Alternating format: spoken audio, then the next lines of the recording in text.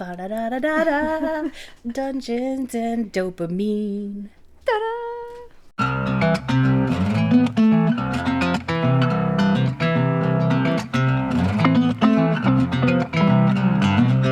Hey guys, this is episode 40 of Dungeons and Dopamine.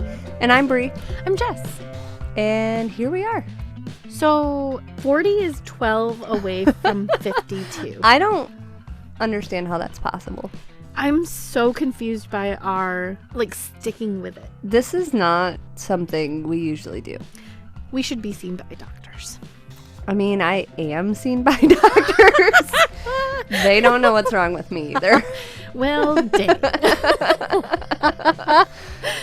So, we've almost stuck with this for a year. I'm so proud of us. Right? Also, we need to start planning our 1-year episode. Right? It's going to be amazing. We already have some ideas. Yes. We were just talking about Comic-Con. Because we're going to be at Comic-Con. Woohoo! I'm so excited. Oh my god. We have so many questions.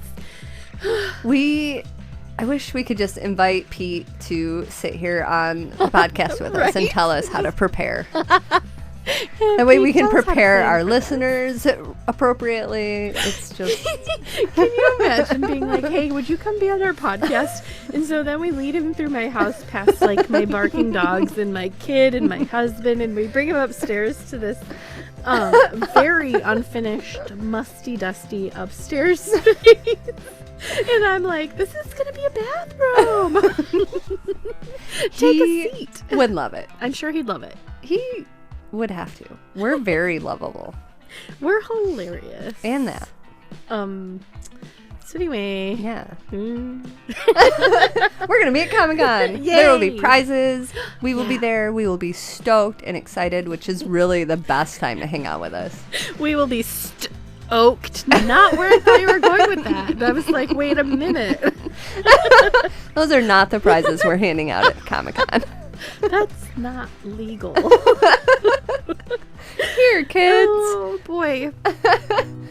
No, we will be handing out appropriate gifts and prizes. Snackies and dice and stickers. Stickers and whatever else we can come up with in the next couple weeks. And we'll be laughing. Whatever's on sale at Sam's Club. Right? Or the internet. Whatever I can design that they can ship here for a reasonable price. Exactly. Between now and then. Exactly. Mm-hmm. So, I'm so excited. Yes. Comic-Con is exciting anyway. Yes. If you guys haven't been, you should. It's a blast. There is a ton going on. There are a ton of great artists. You're buying things that are made by real people that really you can tell they put their love and their... It's like a nerd art fair. Yeah, it's the best. And then I think there's some panels. I'm not sure who's on panel this year. Yeah, I don't think they've announced who the panels are yet. They also said demos. Hey, Pete, next year you should get a hold of me when you guys start advertising. And I can social media for you. Yes. Please. I'm dying. Please. You've been doing fine, but I can help you be great. Isn't that like some sort of creepy villain thing? Oh, I'm sure. You're good. I can help you be great. Jessica just became the newest villain, and I'm here for it. This is my villain origin story. Let me help you. That would be my villain origin story. You try to help somebody and it goes wrong. Are you excited about... This is totally off topic. Hi, ADHD. In case you guys didn't know, this is an ADHD podcast. Weird. Bridgerton season 3. I haven't watched it. No, I don't know if it's out yet. Okay. But it's coming. And I keep getting ads and articles about it, and it's going to be epic. Yeah. It's going to be about Colin. Mm-hmm. Who I love. Did you know that it's based on books? I did. Have you read any? No. Okay. I'm not sure they're going to be my thing. The TV show's doing it for me, but I'm not a romance reader in general. Same. There's got to be some wings and some flying and some war in there for me to be into the romance part. Maybe some wings. Dragons have wings. Okay, yeah, I'm with you. Yeah. I'm really excited about it. gonna be great. I haven't even looked into the books. I just know that it's one per Bridgerton child. Yes, yeah. And I know that the former Bridgertons from the older books are a bigger part than the former Bridgertons in the show. I would appreciate that because I do miss the Duke. Mm-hmm. I am sad that he just kind He of left the show. did amazing things and made me fall in love with him and then disappeared. What a jerk. Mm-hmm. What did you feel about Anthony's relationship stuff? Were you annoyed Yes. that they wouldn't just... Especially my entire life has been led by the premise, follow your heart or follow your gut or whatever it is that is leading you. I dive in 100% all the time. It doesn't matter what it is. So anybody, especially when it comes to love, because deep down I am a romantic at heart and I love love. And if it's true love, you just do it. It doesn't matter who you're going to upset or what kind of drama you're going to cause or what happens. You just go for it. Yeah. So them, like, doing the back and forth thing and, like, he's in and he's out and he's in and he's out. And she's in, she's out. Yeah. Sister's in, sister's a player in the game. I thought it was very tedious. I won't say how the end ends up in case someone is still watching, catching up. Yeah. I mean, catch up season 3 is coming. So anyway, yeah, I'm sorry that came out of absolutely nowhere. I'm not even sure where that, like, noodled from, but it did. That was great. I like it. It is something I've been meaning to ask you, and so I have you here. Why don't we just... We can only talk on the podcast now. Exactly. There is no other conversation happening. I did try to start a conversation about the book earlier with you, and then was like, nope. Same. When I finally finished it, I immediately messaged you, or, like, opened my messenger, and I was going to start talking to you about it, and then I was like, no, this is prime podcast content.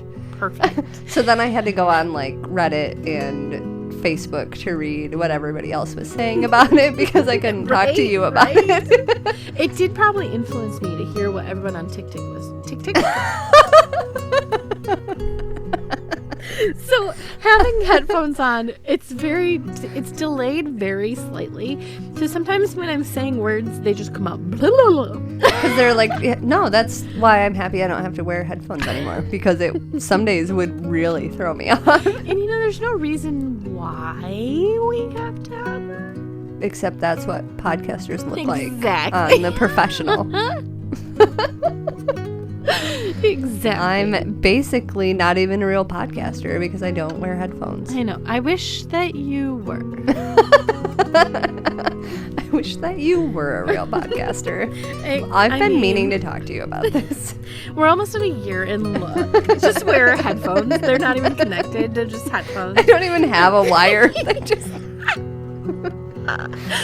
We're like, old Walkman headphones. Just the foam ears and the, like, cheap, like, bendy metal that doesn't even work as a headband. Exactly. It's perfect.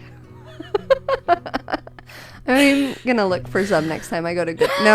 Nope, can't wear used headphones. Freaks me out. Yeah, I get that. If I can find some new, I will wear them.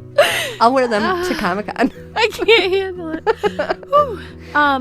Comic-Con would be a prime time for people to bring your puppets. Oh, yes. If you have any puppets to donate, could really use them, you guys. It's almost election. That says puppet donation bin. I'm going to wrap it in wrapping paper. We're going to have to write this down or we're not going to remember. You're right. So, past that, is your topic about puppets this week? Surprise! I wish that you would have pulled a puppet out of your pocket and said, surprise! How did you know? I actually learned ventriloquism for this episode. Not that it translates on podcasts. Not that anyone would get to appreciate it at all. I just want all of the listeners to think. I want you to imagine that I am podcasting with a ventriloquism dummy. Do you want my sock? Very well. The one you're wearing right now? Yes. Never had a foot fetish before, but There's a time for everything. No, I'm not talking about puppets. No. No, dude. Nor do I have any puppets yet. Unfortunate. But I am talking kind of about a book. And I was incredibly hopeful about this topic, and it turned out kind of fantastic. This is called, I'm intrigued. The Voynich manuscript. Have you ever heard of this? I don't think so. Me neither. It came up in a Reddit post, and it's kind of a book, so I was hooked. That rhymed. There's also a comic that goes with it that I will talk about at the end. Oh dear. Which really, really solidied why Springs I'm all discussing together. this. Yes. Basically, this manuscript is an ancient manuscript/book, and it's filled with an unknown language and a bunch of hand-drawn pictures of things and people. It is from the 15th century, so like the 1400s, and is still to this day unreadable. Nobody can read this language. Nobody has been able to decode it. It's just amazing.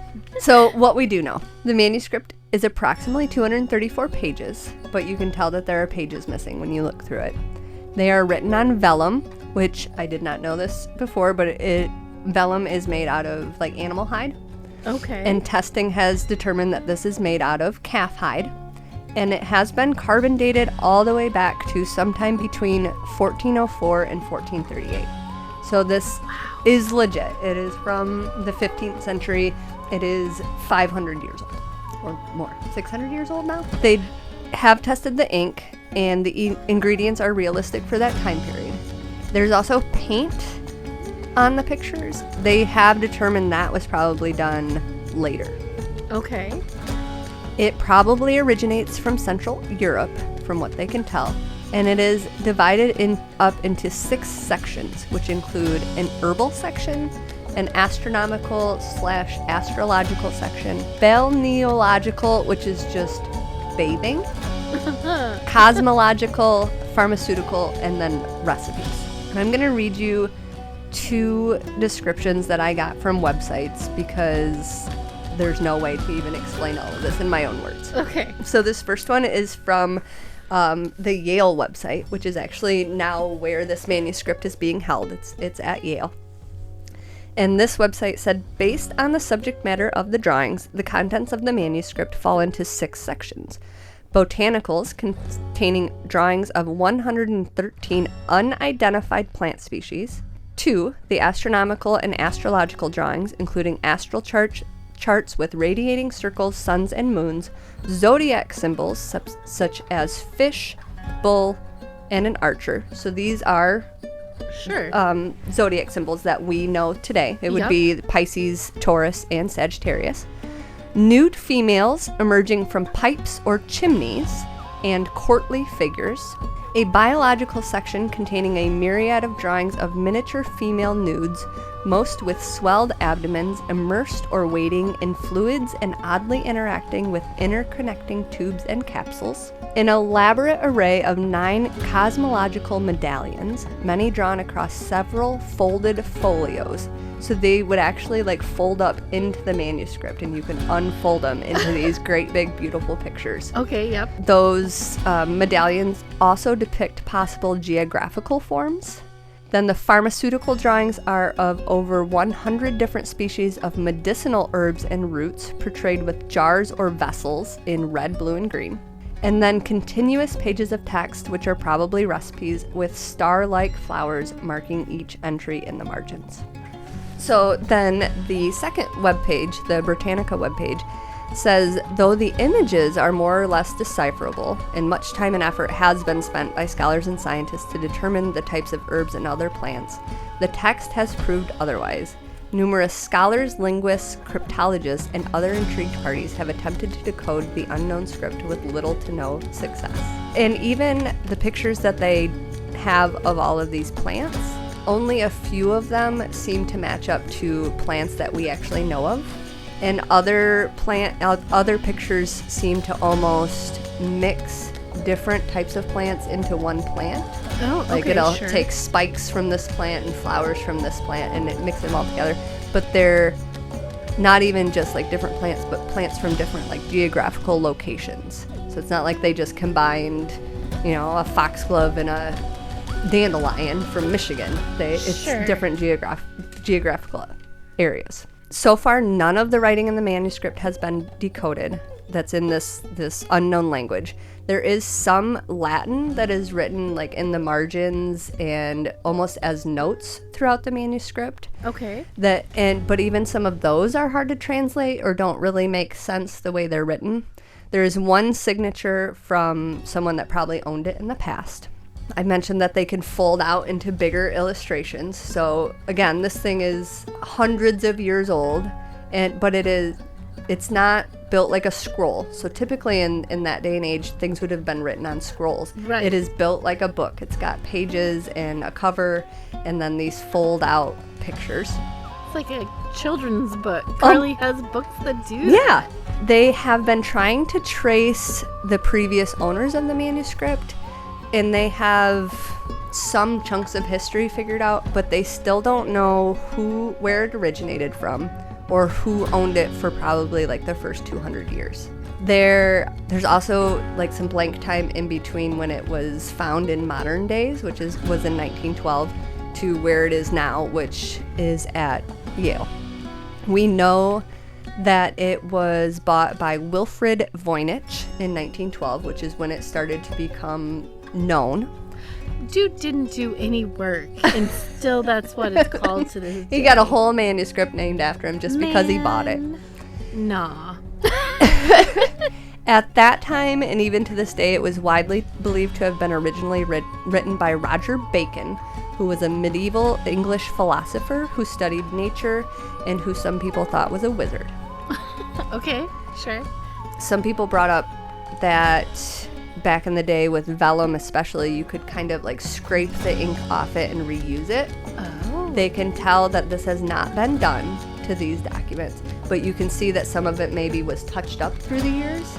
So possibly it was handed down and whoever was taking care of it would go through and like not update the writing, but go over it to make sure it was still dark enough and readable. Sure. So it was given to Yale University, and it's currently held in Yale University's Sorry.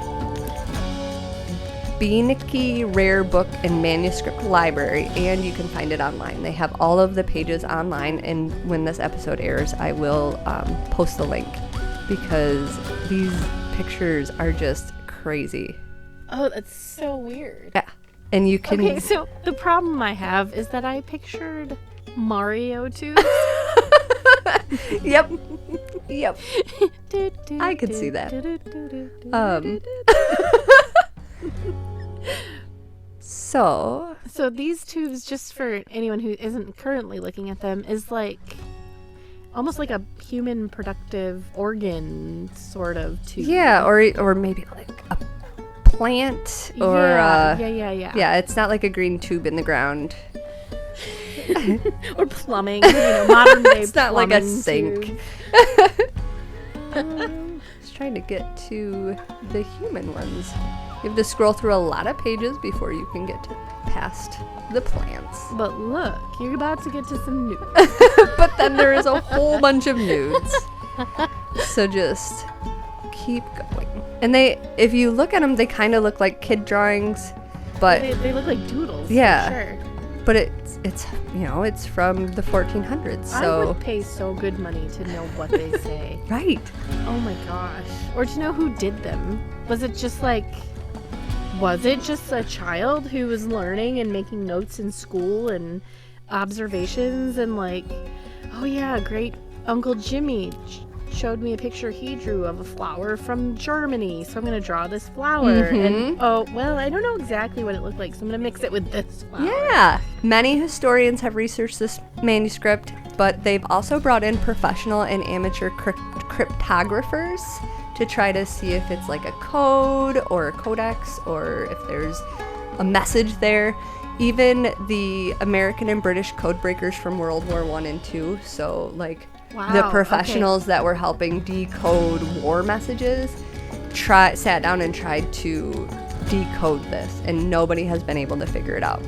There have been quite a few theories over the years, but one lady even remarked that it's kind of become one of those like bad luck topics. Like if you're a researcher that wants to make your career on like a big breakthrough, don't pick the Voynich manuscript, because all of these, besides maybe the most recent ones, have been disproven. Oh. The first one, William Newbold said the text was meaningless, but that each letter of the text was made up of a bunch of tinier letters that were based on Greek shorthand. Exactly. That was disproven. So they said what he actually probably was seeing, when you look at the script under a microscope, it'll look broken up, but it's because the ink has dried and sort of cracked. Yeah. And so they disproved his theory. Joseph Feeney believed it was written by Roger Bacon and is in a highly abbreviated medieval Latin using a substitution cipher. Lionel Strong believed it was a double system of arithmetical progressions of a multiple alphabet and was written by Anthony Ascham, who also wrote A Little Herbal back in 1550, but we know that can't be right because the vellum and the dating was too late. Yeah, thank you. Because some people would say, well, maybe the vellum was just sitting around for a while before somebody used it, but back in those days, you didn't just make a whole bunch of vellum to sit. You didn't go get a ream of 500 pieces of vellum from the store down the road. It wasn't printer paper. Right. You had, these were done on purpose. Robert Brumbach believed it was a forgery to fool Emperor Rudolph into purchasing it, and that it's just a version of ciphered Latin. John Stocco believed it was a series of letters written in vowelless Ukrainian. What? Stephen Bax believed it was a treatise on nature written in a Near Eastern or Asian language. Nicholas Gibbs, and this one was widely believed for a long time, believed it was an idiosyncratically abbreviated Latin, and that it was just a plagiarized guide to women's health. Greg Kondrak used computational linguistics and thought it to be in Hebrew. Ahmet Ardik complained it was a kind of old Turkic written in a poetic style and spelled phonetically. So the words didn't make sense because they were spelled wrong. And then Gerard Cheshire believed it to be written in a calligraphic proto-Romance language. Okay. And again, all of these have been disproven. A lot of them, when actual or other researchers looked into it, it was just a lot of guessing. So Sure. William Newbolt's he thought it was just tiny letters written into bigger letters, but that was disproven because it was just the ink cracking. The vowelless Ukrainian, he had just picked some letters and mixed some things up, and the proto-Romance language, he found one word that kind of matched this proto-Romance language word, and then just started mixing things together. Some of these were published by universities or periodical magazines and later recanted. A lot of the universities came out and said, we don't associate ourselves with that idea. There's nothing to prove this. Now that it's wrong. Yeah. Back to square one. We have no idea what this is. Prior to the carbon dating, and this goes back to the hoax theory, many people thought it was actually written by Voynich as a hoax to try to make money. But the carbon dating proved that it had originated back in the 1400s. Not everybody could read and write. So even having somebody that could write these things, even if it was a made-up language, it's 30,000 characters. I mean, it's over 200 pages long. Nobody back then really had the time or the energy to make up the money. I mean, yeah, just for a vellum hoax and ink and. So, and then even if you try to go further back and try, maybe it was a hoax when it was written, then you're even more that's not what people were doing. It's also unique that even though it is undecipherable and its beginnings are still unknown, there are some things in there that are recognizable to today's world, like the zodiac symbols, a couple words here and there. Some of the plants do correlate with plants in that area. They are able to make some of those discoveries and connections, even though it's still written in a language that nobody can figure out. I don't like it when I don't have answers. Right? And for hundreds and hundreds of years. Towards the end of my research, I actually stumbled upon a Reddit Ask Me Anything that was done by Dr. Keegan Brewer from Macquarie University in Sydney, Australia. And they have been working on the manuscript for some time with a co-researcher. And I just want to point out some of the things that they said, because I thought it was because they've spent so much time researching it and they've got their own ideas on what's right and what's wrong. And they did post, they said they were working on a paper that was going to be released, but I haven't found it yet or been able to read it. And I don't know if Kagan is a boy or a girl. I apologize. They said, as a historian, I believe the most likely thing is that it is a real code hiding real information. We can pinpoint the origin of the manuscript using the illustration. The origin is likely to be somewhere in or around the European Alps. We know that from the swallowtail merlins, which I think are birds, a crown form associated with the Holy Roman Empire on a certain page, and similarities between the Voynich zodiac illustrations and others from southern Germany. So they're kind of pinpointing where it could have originated from like how you see the stars in the sky in that area. Sure. It is possible that it is gibberish or a hoax. However, this kind of blatant attempt to manipulate for perhaps monetary profit was not as central to the culture at the time of the manuscript creation as the fascination with hiding secrets through ciphers. Ooh. Again, our work is going for the most likely culturally applicable explanation. We know for a fact that ciphers were used to hide or obscure sexual information in this time period, in addition to other subject matters including magic, alchemy, and demonic invocation. I think a good introduction to the manuscript could be to reiterate that for the Middle Ages, plants are more like drugs than plants as we would think of them. There are hallucinogenics, narcotics, poisons, suffumigations for planetary invocation. Then there are herbal treatments for women's matters, which were highly taboo, including altering menstruation, speeding up, stopping, or starting it, abortion drugs, contraceptives, aphrodisiacs, etc.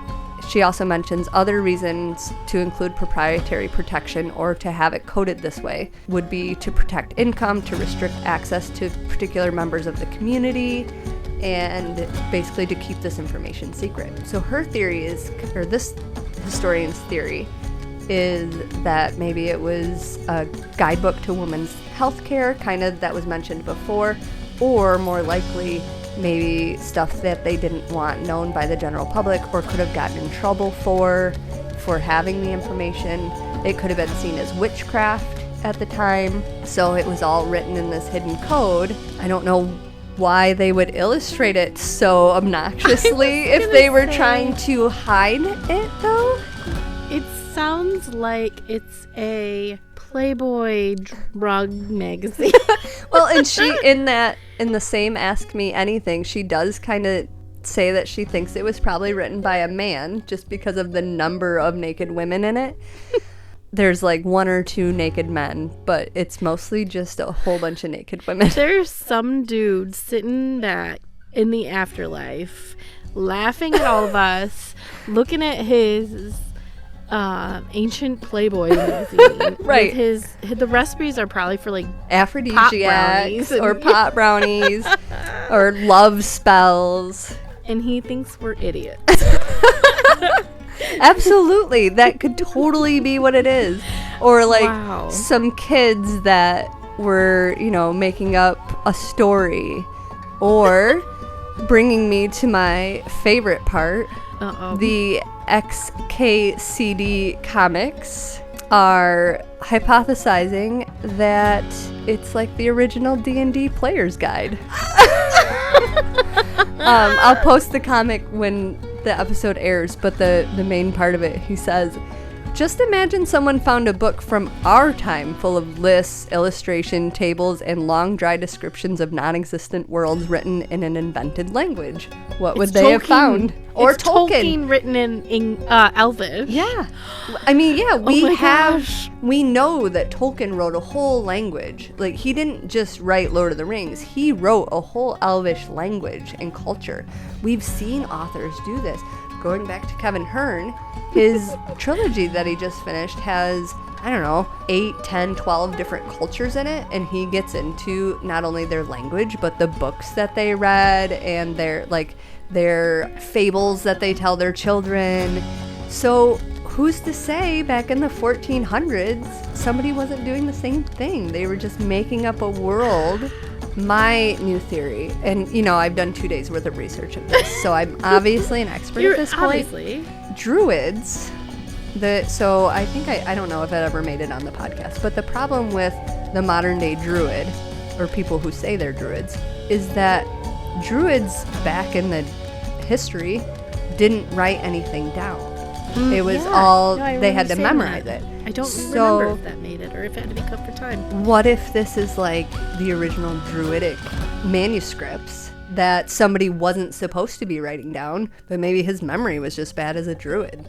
So he made up a language to be able to record all of his druidic teachings. This is quite a ride that you've taken us Isn't on. this amazing? Wow. So it was like, I was listening and I was thinking like you were going to start saying aliens or something way far-fetched or just something absurd. And I think it's hilarious. This could be like smut. Yes. It could be smut. It could be a game. It could be fiction. Like a fun book of...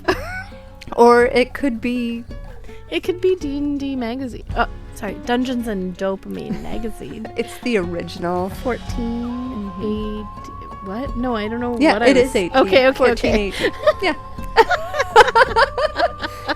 I was like, did I just come up with that number? Normally my number to come up with is 12. You were close. Wow. That's really interesting. And still How is to that this day, not so much more popular? I guess I know. at this point it's like, well, I guess it could be this. There was, so most recently I did find a new article in 2023, January of 2023 that was released.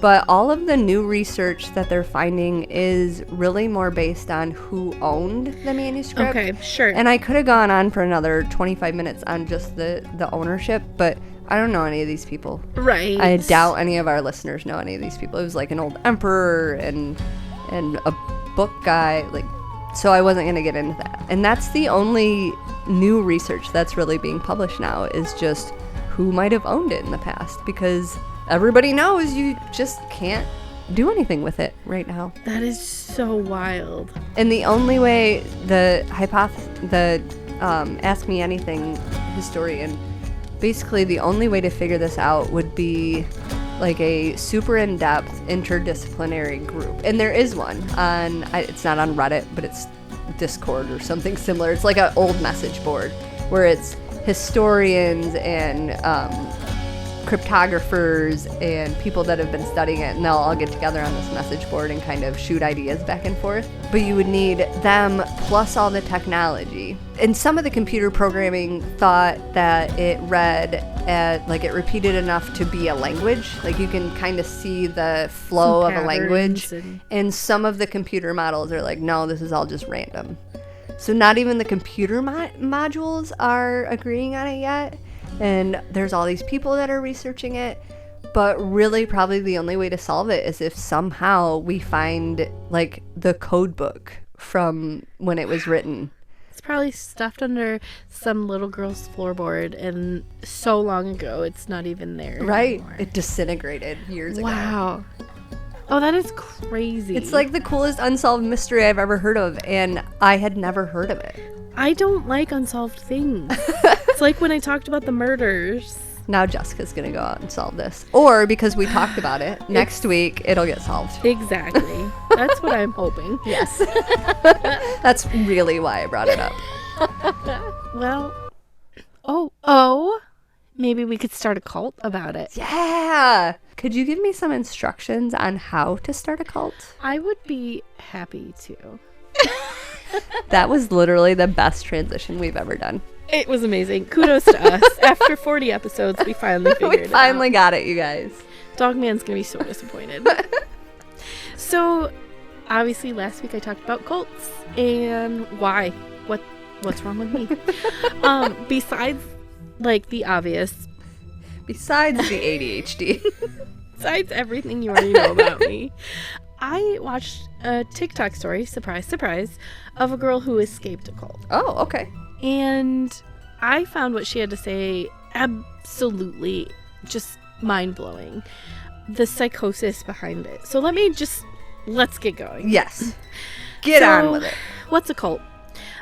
This is a Webster dictionary thing. Definition? Yes. That is a word that goes with Webster's dictionary.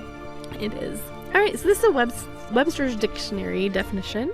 A relatively small group of people having a religious belief or practice regarded by others as strange or sinister. Indeed. A misplaced or excessive admiration for a particular person or thing. So, I have some interesting facts about cults, but I'm not going to go to those unless I need to, or unless I have some time, because I have a lot to tell you. So, cults start with leaders, and fair enough. yeah. Most cult leaders share a lot of the same qualities. I have a list of 12 qualities that they might share. None of these are going to surprise anyone. Cult leaders are narcissistic, charismatic, dominant, they demand obedience, they claim to have knowledge or power past what is like an average person, almost or sometimes actually supernatural. They're often arrogant and boastful. They fall into sociopath or psychopath. Go back to our, I think our noise gremlin days and listen to those episodes. Right. We covered these. We know what these people are like. You guys are so aware of this. They're delulu, which is exactly how I wrote it in my notes. It's my new favorite word. I use it all the time now for some reason. They're persuasive. They're controlling and manipulative. They're often underdogs. Oh. Which makes people, I think, underestimate them. Mm-hmm. Or and then trust them more. And trust them because they've been there, kind of thing. And they're often visionaries, which isn't something I feel like we typically say about them. Because what they're envisioning is usually freaking awful or insane. Right. But, yeah, I mean, but they're still visionaries, I guess. Yeah. So I'm betting that most people, if you were talking to them about cults, they'd be like, there's no way I would ever end up in a cult. I feel that way too. Even after knowing, I'm still sort of like, yeah, how could they? I don't know. I got sucked into an MLM once or twice. Totally. Okay, so totally would end up in a cult. Literally, while I was researching this, I had to include not MLMs in my last one. Because of that, which would be a great topic for some time. Just the dangers of MLMs. Mm-hmm. Ugh. So, I'm sure, aside from, people who've come to terms with their MLM being a scam, most people would say, no, you're not going to convince me. But these people are so freaking good at what they do. It's scary. So, and actually, I bet you could take what I'm about to tell you and turn it from cult into MLM. I know for a fact that you can take what I'm about to tell you and turn it into the way people get pulled into sex trafficking. I was just attending a conference on this at work, and they mixed together so well, it was scary. Makes sense. Yeah. Because, I mean, honestly, a lot of cults also involve absolutely some trafficking or abuse. Yes. So the whole point of a cult is to brainwash you to get what they want or what they need, which can be money or labor. In the case of the story that I was listening to in TikTok, this creepo, I put creepomatic, wanted a virgin bride or many virgin brides. Disgusting. So the first thing the cults do are going to be to find the right demographic. Usually they aim for younger people going through stressful times in their lives or being overwhelmed and going through life changes, which leads them to college campuses and malls, weirdly enough. Okay. The woman in the story that I found was recruited in a mall. I mean, I guess probably our tiny little town isn't being recruited Fair by enough. cults. Yeah. I'm just, in my brain, I'm like, I've never been approached by anyone really at the mall. But the funny thing is, I think I've been approached in the same way this woman was. So, and I don't know that it was actually for recruitment into a cult, but It's the story I'm going with now. So, in her case, which by the way, this whole thing is gross because these kids are going through stuff that is a mess. It's already bad. Leave them alone. Right. Like, it's hard already. So they approach this woman and they asked her to do a survey, and it veered toward religious. She was a Christian at the time, but a very almost Seventh-day Adventist style Christian, which is very strict. Very strict. So she filled out the survey. The person left. They kind of gushed over her results, oh, that's so great, blah blah blah, and then that person left, and she sort of let it go. And she was approached at the same mall by another woman who said, "Could you fill out this survey for me? I'm doing something at the local college or whatever." And when the girl said, "Oh, I already did this. One of your other friends or whatever had me fill it out," she was like, "Oh, I know you. You answered this, this, and this." So this is what's called love bombing. Mm-hmm. This girl now feels, and this is actually a narcissistic trait. Yep. This feels like, wow, I'm these people- special. yes, these people remember me. How? Mm-hmm. Really, probably the other person was around the corner or on the phone or sent them there that There day. she is. Yep. Go say these things.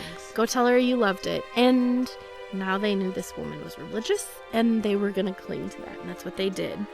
So they treated her like she was so special. This would be the same for approaching a college student and saying, "Hey, can I buy you lunch?"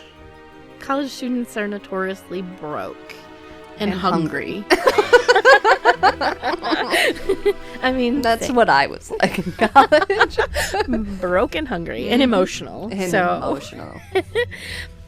So, equivalent that doesn't have to do with the religion side of it, food, gaming. Yeah. Sports. Someone could approach, sports. Oh, I saw your game. You were so Exactly. good. I love football. Let's talk about football. Mm-hmm. Of course, they're not going to say it like that. They're smooth. So they're going We to... would not be able to start a cult. We are not smooth. You are good at love bombing, though. Except it's not even fake. Crap. I love that sweater. Thanks. It's my way of getting out of awkward situations. Love bombing. They're going to, and then they're going to introduce you to their friends. They're going to invite you out. They're so impressed with you. They're so impressed with your answers. Come out, be friends with us. Their friends are going to be like, "What? You need to come out every time." I just see your mind working. I'm just remembering us and Applebee's. Oh, gosh. And how many people I am sure I was like, "You should meet my friends. They're great. We meet at this place every Wednesday at 9 o'clock, and I'll buy you food, and we'll have fun. We all share, and it'll be great. And then you come to my house where I live with my friends." And Yeah. And that's what they do next, is they isolate you from people. So this woman, they started inviting her to their prayer meetings. And she would go and they would pray and they would spend a lot of time together and they would get out of there late. Well, they also encouraged her, we get up at 3 a.m. every morning and pray. You should get up. But maybe, 3 a.m. isn't for the newbies. Ha ha ha. Try 5. No big deal. So now this girl is staying until 10 or 11 at night with these friends. She's getting home. She's waking up early. She's praying. She's tired. And then she's immediately back with her friends. I'm putting this in quotation marks that only Brie can see. They're invisible quotation marks. And she is, supposed to just be with them. Not that they're demanding it, but they love her so much. They're treating her so good. They want to see her every day. All the time. So, and this is where they would plan, oh my gosh, I got football tickets. Let's go. You want to be part of my fantasy football team? I got this concert tickets. Yep. Let's make long-term plans. Let's go away together. And then they start chiseling away at your friend and family connections. Well, my mom said my mom said she's kind of worried because I'm spending so much time with her. Ha ha ha, said laughter. Well, maybe your mom isn't as, good as you thought she was. Have you thought about boundaries? Yeah. Yes. And my friend said my friend's kind of acting jealous that I'm out with you so often. That doesn't sound like a friend. If she really loved you, she'd support you. She'd be so happy for you. And then they started to indoctrinate her. And this is when the prayer meetings and the sermons and stuff like that started to turn away from her traditional Christian teachings into what this cult believed. And this is what any cult would do. How they would do it from football to... you know what? Before each game, you should try this ritual. Mm-hmm. It'll absolutely help. It'll help your game. I know it's a silly superstition, but try it. You'll love it. You're tired. Your friends are now all of these people. You're engrossed in this lifestyle, and you've started cutting off people from anyone your who could talk previous life. Sense into you. So, and they probably do it slow. I mean, they're not going from Jesus loves you to Jesus was an alien from outer space. They're going from Jesus loves you to Jesus had these other books and these other teachings. Exactly. And here's what the church didn't tell you. Did you ever think of where God came from and how he made Jesus? And doesn't that seem strange? God seems so alien. Mm-hmm. Oh, what? Now we've just associated the words. Yeah. So they started to indoctrinate her, and this is the part where it gets kind of terrifying. So, as people, when we get scared of something, when something scary happens to us, when someone scares us, we are notorious for turning around and running to the people we love. Mm-hmm. So think of a toddler. Someone jumps out and yells, "Rah!" at your toddler's running to you because you are safe and you are home. Well, these people have become your safe, your love, your home. Now the love bombing is stopped, and they're starting to threaten you. They're trying to scare you. And what this does to you, because you don't have anyone to turn around to run to anymore, you freeze. Your body freezes, and it just does what it has to survive. Just like in any abuse situation. Exactly. People wonder why victims in abuse situations don't leave. Why doesn't she just leave? And sometimes it's impossible. You don't have a support system to go to, and this person or this group has made you feel like that's the only option. And you might have started to believe what they've indoctrinated you with.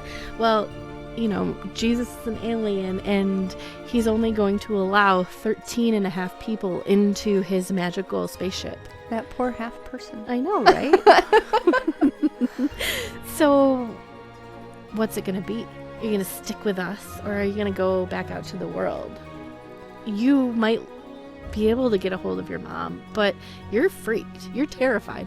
Also, in some cults, they have made them sit in the middle of a circle where they then have to admit all of the things they've done wrong.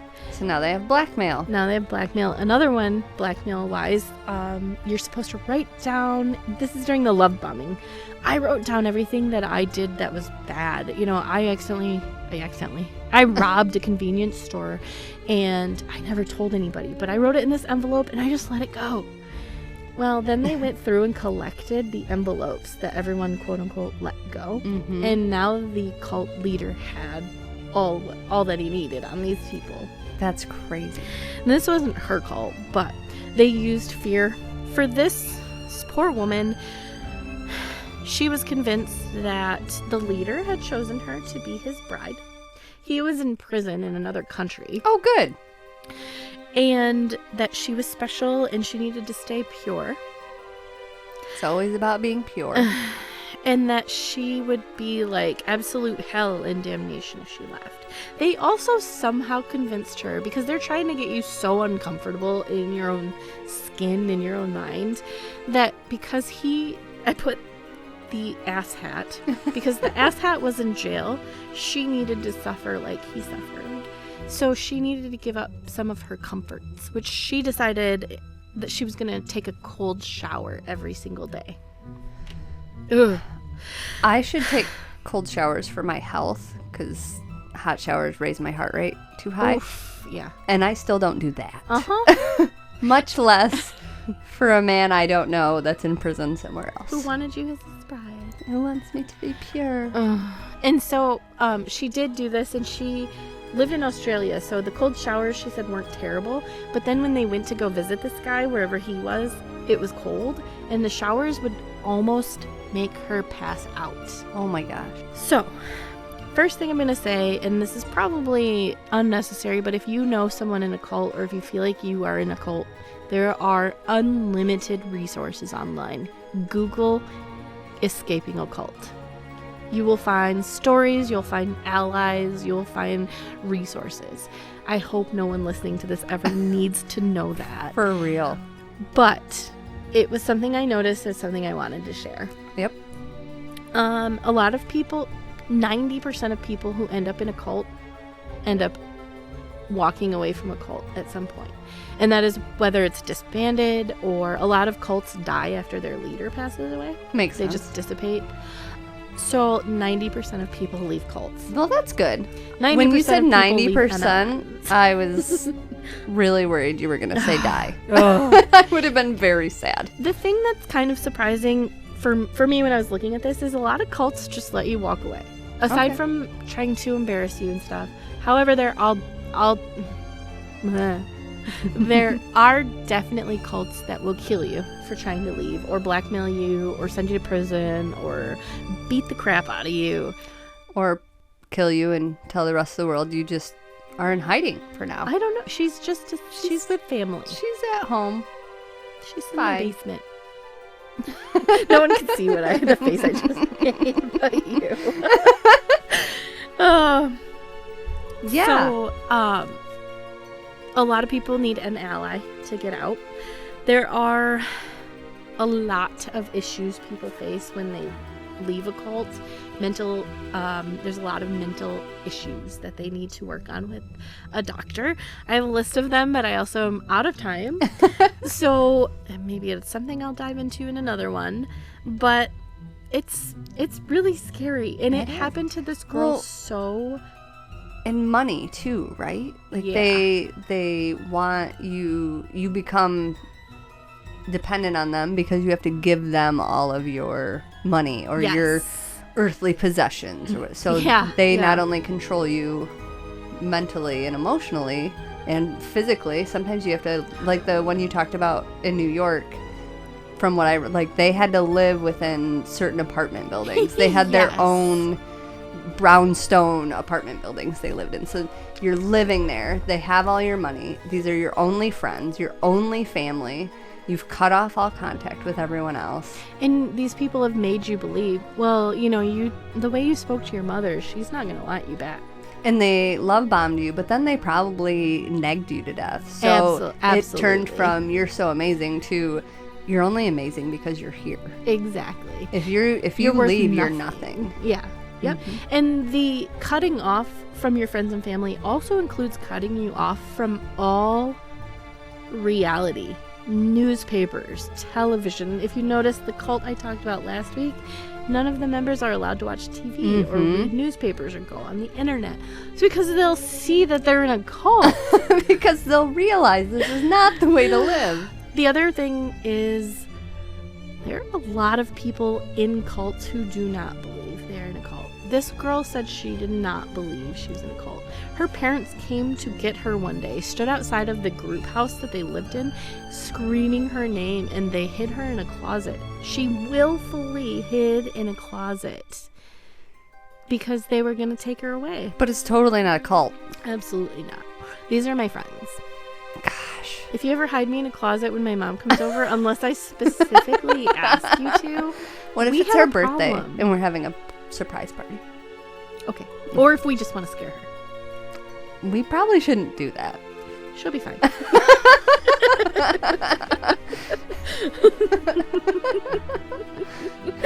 It's a good thing she doesn't actually listen to this I know. podcast, Mom. Mom. She already heard all of this one anyway. Because you told her 4 times. Like, I can't record this week. Just let me talk to you about cults. Yeah. So, maybe I'll go into symptoms of pre or post cult Okay. next time. I'll have to see if I find them truly interesting If enough the to dive hyper-focus in. sticks. Exactly. Mhm. I get But- it. Dude. For one, I could go on and on and on about cults in general, as far as the cults that have been made and done around the world. What was there a teenage show or movie? Where turtles turned into ninjas? There was. Is that couple. what you want to talk about? It was probably like a Lifetime movie or something where a teenage girl joins a cult. Or maybe one of those ones they showed us at school to try and prevent us from. The only one I ever remember is the bulimia one. Where she hit the. Oh. Yep. It's the only one. Excuse me while I bulimia in a minute. Right. Oh, that's a terrible joke. If you have an eating disorder, please see some help. Yes. We love you. Yes, you're beautiful. Just the way you are. That Christina Aguilera song. Don't look at me. I whispered that to Carly the other day when that song was playing, and she just looked at me like I was stupid. She's getting an awful lot of attitude all of a sudden. She's really starting to act like me. Connor's sarcasm is really coming along too. Oh, I love it. We're struggling. No, we love it. He's great. Until it's not. Yeah. Yep. We're working now on the limits of sarcasm. We're drawing the line. We're working on repetition. Like, a joke is funny Yes. once or twice, Yes. not 18 times in a row. Exactly. Just because I laughed once doesn't mean I'm going to keep And laughing. just because I laughed at that word one time doesn't mean that word is always funny. Oh, yeah. So don't join a cult. Don't join a cult. Unless it's the Voynich manuscript cult that Jessica and I are actively planning. 1 bazillion%. But that's only because we want to solve the mystery. Exactly. We don't want to, like, take your soul or anything. You know, with our podcast, the way it is, next week on the news, there's going to be, like, called Voynich manuscript. Discovered. Grape Kool-Aid full of glitter and is happy. That's it. Increases dopamine. And solves the riddle. It was just a kid's journal. Yeah. She was just writing about stuff. Some plants. She just wanted to play Mario. Go down some slides. I'm gonna fall out of my chair. It'd be a fun end. Knock over the whole table. Pull your microphone down on you. Let's see. I think that's it. Yeah. All right. Well, This was Dungeons and Dopamine Podcast, episode 40. you can listen to us anywhere you stream podcasts and also on YouTube. You can also support us on Patreon at www.patreon.com/dungeonsdopamine.